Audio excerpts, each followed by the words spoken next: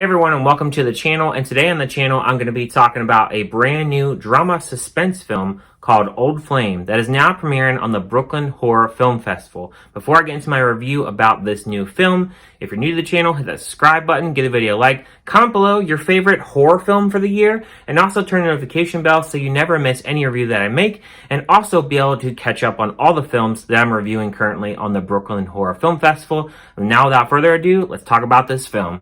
A college reunion spirals into violence when two former lovers reconnect and rediscover a dangerous secret. The film stars Rebecca Robles and Andy Gershenzon, and the film is directed by Christopher Denham. Old Flame, I didn't know anything about this film, of course, and actually going into this film, I thought that it would be kind of like a romance kind of gone wrong. That's kind of really what I was really anticipating for this film.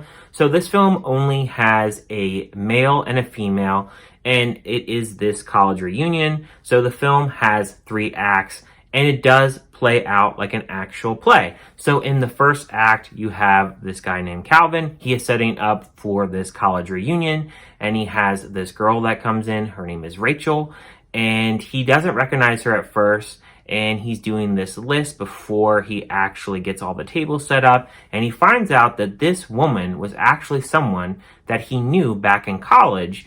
And they start talking and really rekindling and really talking about, where they're at in life, what kind of jobs they have, certain stuff like that.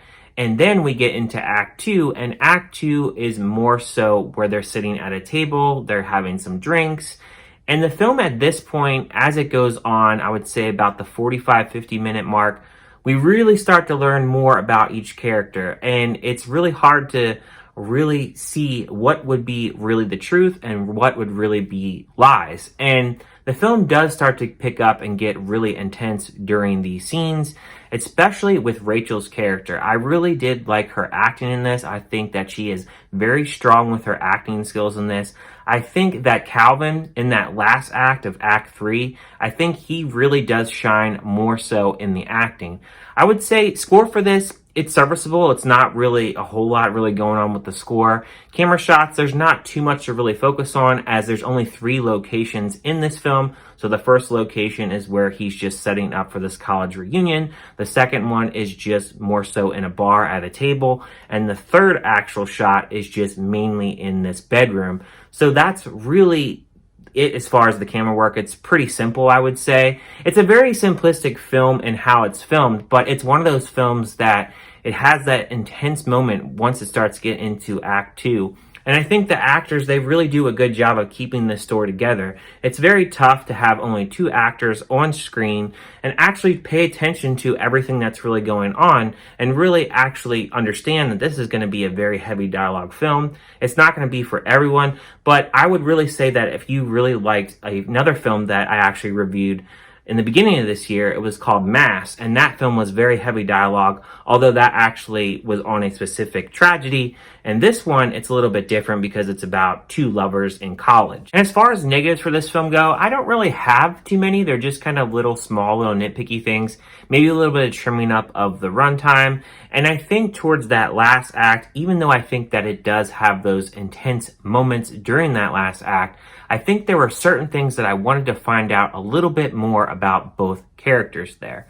But I think that really does it as far as negatives for this film. I think mostly this is just one of those films. Can you really stand a heavy dialogue film? Are you okay with this film just having some simplistic shots, having scenes where it's just in pretty much one central location in each act? And if you're okay with that, and you're okay with each actor as far as what they're doing for dialogue, and if you're interested in their drama, then you'll really get into this film. And I really was very invested in this film. I thought that the performances were really good, and I think that that is the biggest factor really with this film. Only having 2 characters, can you really get behind both characters? And I really did get behind both characters and just their points as to where they're both at in life and what they are doing, and really trying to keep up with lies and actual truth between both characters. I'm going to give a score of this film a 3.5 out of 5. I think it's a pretty good film, and I think you guys should give it a shot whenever it does head to any type of streaming service or when it goes to actually be able to rent. And after watching this film and seeing how both individuals actually handled this situation, I just learned, and in general, I say to this as advice. Watch who you're dating and watch all the actions that you do between people, because if you treat them in a really crappy way or you treat them in a way that is really uncool, this is the result. This film right here. So keep that in mind when you watch this film. Thank you guys for watching this review, and I'll see you guys on my next one.